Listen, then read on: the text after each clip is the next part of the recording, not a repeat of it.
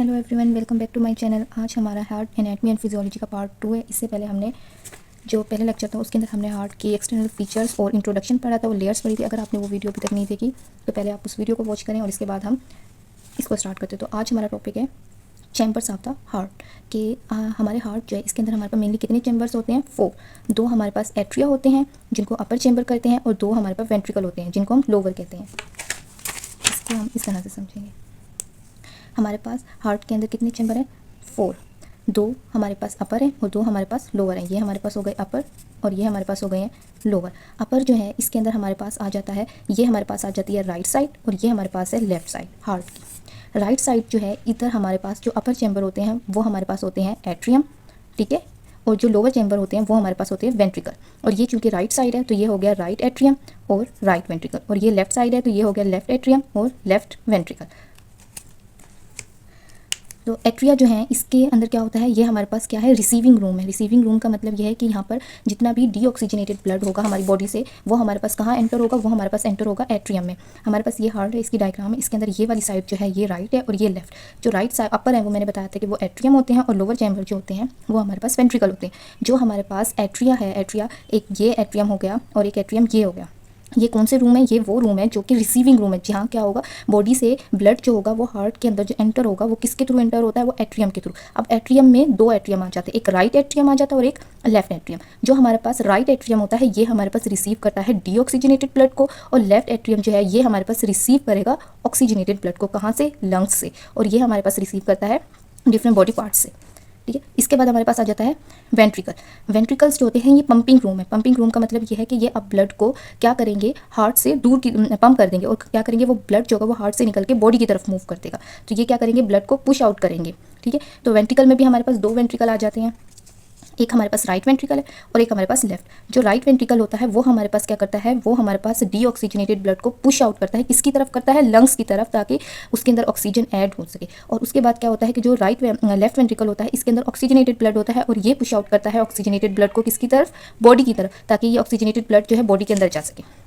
अब हम पढ़ते हैं वन बाय वन एक एक चैम्बर को। सबसे पहले आ जाता है हमारे पास राइट एट्रियम। राइट एट्रियम जो है ये फंक्शन क्या है, राइट एट्रियम का फंक्शन होता है कि ये डीऑक्सीजनेटेड ब्लड जो होता है उसको रिसीव करता है। कहाँ से? बॉडी से। कि हमारा जितना भी ये ब्लड होता है, डीऑक्सीजनेटेड ब्लड जो डिफरेंट बॉडी पार्ट से आता है वो हमारे पास हार्ट के अंदर जो एंटर होगा वो किसके थ्रू होता है, वो राइट एट्रियम के थ्रू होता है। तो राइट एट्रियम के अंदर हमारे पास डीऑक्सीजनेटेड ब्लड होता है जो बॉडी से आता है। अब बॉडी में कहाँ से हमारे पास ये ब्लड एंटर होगा? राइट एट्रियम में। अगर हम अपर बॉडी की बात करते हैं, अपर बॉडी में हमारे पास हेड, नेक ये एरिया आ जाते हैं और हमारी अपर लिम्स आ जाती है, चेस्ट वाला एरिया। इधर से जो जितना भी डीऑक्सीजनेटेड ब्लड होगा वो हमारे पास एट्रियम के अंदर जो एंटर होगा वो कौन सी वेन के थ्रू एंटर होगा? वेन क्या होती है? वेन वो होती है जो कि हमारे पास ब्लड जो होता है वो टूवर्ड्स द हार्ट उसकी तरफ लेके जाए, तो उसे हम क्या कहते हैं? वेन। अब हमारे पास जितना भी अपर बॉडी का डीऑक्सीजनेटेड ब्लड होगा वो हमारे पास राइट एट्रियम के अंदर जो एंटर होगा वो सुपीरियर वेना केवा के थ्रू होगा। ये हमारे पास राइट एट्रियम है। राइट एट्रियम जो है इसके ऊपर ही हमारे पास वेन प्रेजेंट है जिसको कहते हैं सुपीरियर वेना केवा। इसका काम क्या होता है कि ये जितना भी अपर बॉडी पार्ट होता है उससे ब्लड लेके, डीऑक्सीजनेटेड ब्लड लेके उसे किस में डालती है? राइट एट्रियम के अंदर। इसके बाद लोअर बॉडी पार्ट आ जाते हैं। लोअर बॉडी पार्ट के अंदर हमारे पास पेल्विस, लोअर लिम्ब, फीट वगैरह ये आ जाते हैं।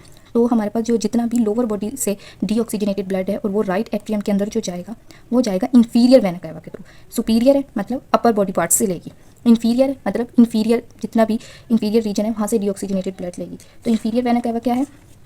ये जो कि नीचे की साइड होगी, जितना ब्लड लेके किस में लेगी? राइट एट्रियम में। इसके बाद आ जाती है फ्रॉम हार्ट इटसेल्फ। हमारा जो हार्ट है इसकी भी मसल्स को क्या रिक्वायर होता है? ब्लड रिक्वायर होता है अपने फंक्शन, प्रॉपर फंक्शन करने के लिए। अब हार्ट के अंदर इटसेल्फ भी डीऑक्सीजनेटेड ब्लड होता है, ऑक्सीजनेटेड। अब जो हार्ट का खुद का जो डीऑक्सीजनेटेड ब्लड होगा जो पंप होने जाएगा वो किसके थ्रू? कोरोनरी साइनस के थ्रू किसके अंदर एंटर होगा? राइट एट्रियम में। इसके बाद आ जाते हैं स्पेशल पार्ट्स। अब हमारे पास जो राइट एट्रियम है इसके अंदर कुछ स्पेशल पार्ट्स आ जाते हैं। सबसे पहला आ जाता है स्पेशल पार्ट आरिकल। आरिकल क्या होता है? एक स्मॉल ईयर लाइक पाउच होता है। इसकी पिक्चर मैं आपको अटैच कर दूँगी जिससे आपको समझ आ जाएगी कि आरिकल होता क्या है। इसको हम फिर भी समझते हैं कि ये हमारे पास हार्ट है एक्सटर्नली। ये जो मैंने चैम्बर बनाई थी कि मैंने इंटरनली बनाया था, लेकिन अभी आप इसे समझे एक्सटर्नली। तो हार्ट के ऊपर जो आरिकल होता है, आरिकल के ऊपर इस तरह से एक एरिया बना होता है। इस एरिया को हम कहते हैं ईयर लाइक पाउच होता है जिसको हम आरिकल कहते हैं।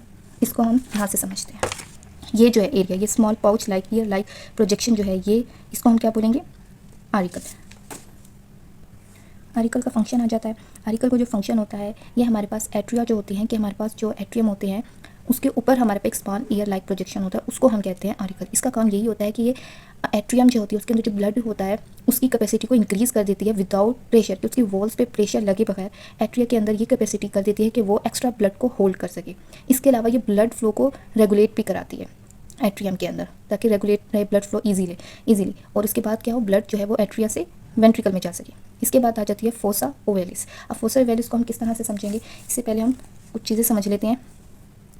फोसा ओवेलिस जो होती है ये हमारे पास एक स्मॉल सी डिप्रेशन होती है, ठीक है। स्मॉल सी डिप्रेशन कैसे, कि जब हमारे पास ये होता है कि जब बेबी मदर की वूम्ब में होता है तो बेबी का जो हार्ट होता है उसमें हमारे पास क्या होता है कि ये हमारे पास एट्रियम है राइट और ये हमारे पास है लेफ्ट। अब इन दोनों एट्रियम के अंदर जो ब्लड होगा डीऑक्सीजनेटेड ऑक्सीजनेटेड, ये ब्लड जो होगा यहाँ पे सेप्टम होता है एक एरिया जिससे ये ओपन होता है, ठीक है ना। ये दोनों आपस में मिले होंगे जिससे ब्लड जो होगा एंटर हो जाता है एक दोनों, क्योंकि हमारे पास बेबी जो होता है उसके लंग्स जो होते हैं वो इतने प्रॉपर वर्क नहीं कर रहे होते हैं।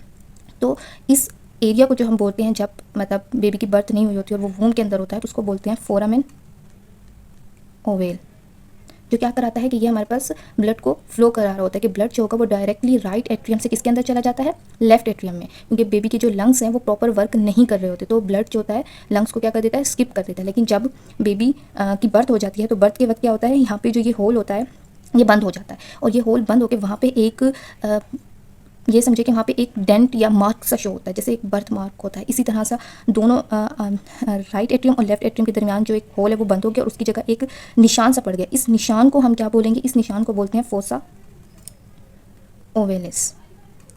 फोसा ओवेलिस, तो बस ये यहाँ पे ये याद रखना है कि फोसा ओवेलिस एक स्मॉल सी डिप्रेशन होती है, लेकिन बर्थ के वक्त इसको बोलेंगे, लेकिन बर्थ नहीं हुई अभी बेबी वूम में तो उस वक्त इस एरिया को वहाँ पे एक डिप्रेशन नहीं बल्कि एक होल होगा जिसको हम बोलेंगे फोरामेन ओवेल।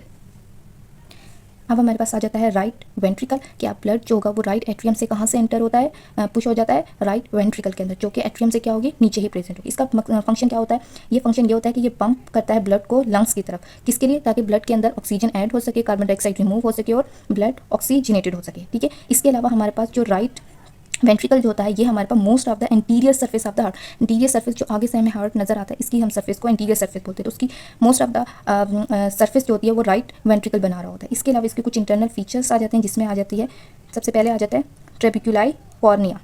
ट्रेबिकुलाई कॉर्निया क्या होती है, एक मस्कुलर रिचेस होती हैं इनसाइड द वॉल, कि हमारे पास जो राइट वेंट्रिकल है इसकी वॉल इस तरह से, इस वॉल के अंदर स्मॉल प्रोजेक्शन होती हैं इस तरह से। ये प्रोजेक्शन क्या करती हैं, ये प्रोजेक्शन जो होती है कंडक्शन में हेल्प करती हैं। तो ये मस्कुलर रिजेस होती हैं जो कि कहाँ होती है, inside the wall.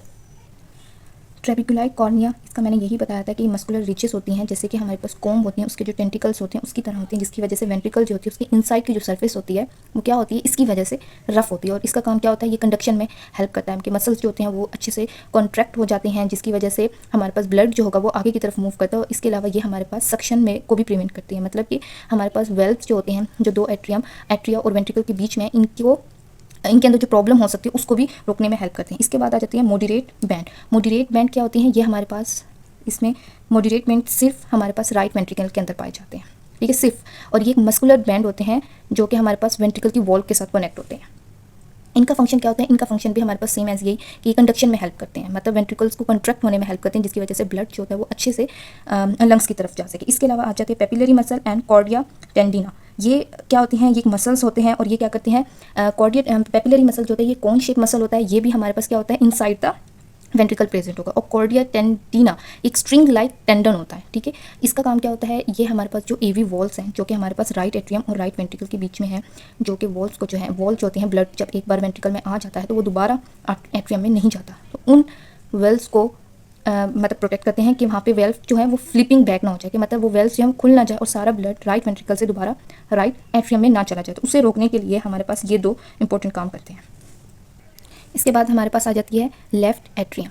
Left atrium function क्या होता है कि ये रिसीव करती है ऑक्सीजनेटेड ब्लड, कहाँ से रिसीव करती है ऑक्सीजनेटेड ब्लड को, लंग्स से। उस ब्लड के अंदर जो कि हमारे पास राइट वेंट्रिकल से गया था, जिनके अंदर कार्बन डाइऑक्साइड वेस्ट प्रोडक्ट था, वो ब्लड लंग्स में गया, वहाँ पे ऑक्सीजन ऐड हुई, कार्बन डाइऑक्साइड रिमूव हुई। अब लंग्स से होता हुआ वो ब्लड हमारे पास दोबारा हमारे किस में आएगा, हार्ट के अंदर आएगा, और जिस पोर्शन या जिस चैम्बर में आएगा उस चैम्बर का नेम क्या है, लेफ्ट एट्रियम। लेफ्ट एट्रियम जो होती है इसकी इनर वॉल जो होती है स्मूथ होती है। इसके अलावा हमारे पास जो आरिकल है इसका स्मॉल होगा और पेक्टिनेट मसल होते हैं, ठीक है। इसका पेक्टिनेट मसल और आरिकल जो होगा स्मॉल होगा, जबकि राइट एट्रियम जो होगा उसका आरिकल मसल इससे बड़ा होगा। इसके बाद आ जाती है लेफ्ट वेंट्रिकल। लेफ्ट वेंट्रिकल क्या है कि अब ब्लड जो कि ऑक्सीजनेटेड ब्लड है वो लेफ्ट एट्रियम में आ गया था, लेफ्ट एट्रियम से होता वो किस में आएगा, लेफ्ट वेंट्रिकल के अंदर। लेफ्ट वेंट्रिकल जो होता है ये ऑक्सीजनेटेड ब्लड को लेता है, कहाँ से लेता है, एट्रियम से, और उसके बाद इसको भेज देता है फुल बॉडी की तरफ। इसकी वॉल जो होती है वो थिकेस्ट होती है किसके मुकाबले, जो हमारे पास राइट वेंट्रिकल है उसकी वॉल और लेफ्ट वेंट्रिकल की वॉल में थोड़ा सा डिफरेंस होता है। सबसे 3 गुना थिक होती है हमारे पास लेफ्ट वेंट्रिकल की वॉल। इसलिए थिक होती है क्योंकि इसने क्या करना होता है, ब्लड को पुश करना होता है फुल बॉडी की तरफ। एयोर्टा से होता है ये हमारे पास फुल, तो इसकी ज़्यादा इसको पुश करना है तो इसके लिए इसकी वॉल्व मोटी होती है ताकि ये आराम से काम कर सके। इसके कुछ फीचर्स आ जाते हैं जिसमें आ जाता है ट्रेबिकुलर कॉर्निया, जिसका मैंने बताया था कि ट्रेबिकुलर कॉर्निया क्या है, तो सेम इसमें भी यही होगा। पेपिलरी मसल और कॉर्डिया टेंडिना अटैच टू मिट्रल वॉल, ताकि वॉल को बैक फ्लो होने से रोक सके। और इसके अलावा ये हमारे पास ट्रेबिकुलर कॉर्निया क्या होती है, एक स्ट्रिंग लाइक रिचेज होती हैं जो कि हमारे पास क्या करती है, रफ कर देती है इनर सर्फिस को। और इसके अलावा ये हमारे पास कंडक्शन में भी हेल्प करती हैं। इसके बाद हमारे पास आ जाती है valves of the heart. Heart जो है इसके अंदर हमारे पास मेनली कितने वेल्व्स होते हैं, सबसे पहले हम पढ़ लेते हैं। 2 टाइप के वेल्व्स होते हैं हमारे पास, राइट एट्रियम और राइट वेंट्रिकल से ब्लड आया, तो जब ये ब्लड यहाँ से यहाँ एंटर होता है तो यहाँ पे कुछ वेल्व्स लगे होते हैं। तो ये वेल्व्स जो होते हैं यहाँ पे वेल्व्स लगे होते हैं, ठीक है। अब राइट वेंट्रिकल से ब्लड किसकी तरफ जाएगा, लंग्स की तरफ। यहाँ से ब्लड इधर आया, इधर से लंग्स की तरफ गया, तो यहाँ पे कुछ वेल्व्स लगे होंगे। इसके बाद ब्लड ऑक्सीजनेट होके दोबारा इधर आया और इधर लेफ्ट एट्रियम से लेफ्ट वेंट्रिकल में आएगा, तो यहाँ पे वेल्व्स लगे होंगे। फिर लेफ्ट वेंट्रिकल से ब्लड कहाँ जाएगा, होल बॉडी की तरफ, तो यहाँ पे कुछ वेल्व लगे होते हैं। तो क्या 4 टाइप के वेल्व्स लगे हुए हैं, जिसमें हमने 2 वेल्व्स को डिवाइड किया है। सबसे पहले आ जाता है आर्ट्रियो वेंट्रिकुलर वॉल्व, मतलब कि ऐसे वेल्व्स जो कि हमारे पास एट्रियम और वेंट्रिकल के बीच में हो उसको बोलते हैं एट्रियो वेंट्रिकुलर वेल्व्स। सबसे पहले आ जाता है ट्राइकस्पिड वेल्व। ट्राइकस्पिड वेल्व जो होता है ये हमारे पास राइट एट्रियम और राइट वेंट्रिकल के बीच में होंगे। ये हमारे पास राइट एट्रियम है और यहाँ राइट वेंट्रिकल, इसके बीच में जो वेल्व्स है इसको हम बोलेंगे ट्राइकस्पिड वेल्व, यानी कि इसकी 3 कस्प होंगी। इसके बाद आ जाता है हमारे पास बाइकस्पिड वेल्व। ये हमारे पास किसके बीच में होगा, लेफ्ट एट्रियम और लेफ्ट वेंट्रिकल। लेफ्ट एट्रियम और लेफ्ट वेंट्रिकल, यहाँ पे लेफ्ट एट्रियम है, लेफ्ट वेंट्रिकल, इनके बीच में जो वेल्व है ये हमारे पास बाइकस्पिड वेल्व है। इसके बाद हमारे पास सेमिल्यूनर वेल्व आ जाता है, जिसमें सबसे पहले आ जाता है पल्मोनरी और एयोर्टिक। पल्मोनरी जो होता है ये हमारे पास किसके बीच में होगा, right ventricle and pulmonary trunk. Right ventricle या ये हमारे पास क्या है, राइट वेंट्रिकल। राइट वेंट्रिकल से ब्लड कहाँ जाएगा, ब्लड जाएगा हमारे पास पल्मोनरी आर्टरी के से होते हुए लंग्स की तरफ, ताकि ये ऑक्सीजनेटेड हो सके। तो हमारे पास एक वेन और चैम्बर के बीच में जो वेल्व होता है उसको हम बोलते हैं सेमिल्यूनर वेल्व। अब इन दोनों के बीच में जिसके अंदर डीऑक्सीजनेटेड ब्लड होगा तो हम उस वेल्व को क्या बोलेंगे, पल्मोनरी वेल्व। क्यों, क्योंकि वो लंग्स की तरफ जा रहा है। एयोर्टिक जो कि लेफ्ट वेंट्रिकल एंड एयोर्टा, ये हमारे पास आ जाती है एयोर्टा, और ये है लेफ्ट वेंट्रिकल। अब लेफ्ट वेंट्रिकल से ऑक्सीजनेटेड ब्लड किसकी तरफ जाता है, एयोर्टा की तरफ, ताकि वो होल बॉडी की तरफ जा सके। तो हमारे पास वेसल्स और चैम्बर के बीच में जो है जो ऑक्सीजनेटेड ब्लड होगा जिसके अंदर, उस वेल्व का नेम है एयोर्टिक, क्योंकि ये एयोर्टा से होते हुए बॉडी की तरफ जा रहा है, तो उसी पे इसी का नेम है। तो आज के लेक्चर में हमने क्या क्या पढ़ा, आज के लेक्चर में हमने पढ़ा हार्ट की चैम्बर एंड वेल्व्स। तो बस आपने ये याद रखना है कि जो हमारे पास हार्ट है उसकी जो लेफ़्ट साइड है वो हमारे पास ऑक्सीजनेटेड होती है, और राइट साइड जो होती है वो हमारे पास क्या होती है, डीऑक्सीजनेटेड होती है, जहाँ पे हमारे पास सारा ऐसा ब्लड होता है जिसके अंदर कार्बन डाइऑक्साइड ऐड होती है, उसके बाद वो लंग्स की तरफ जाके क्या करता है, ऑक्सीजनेट होता है।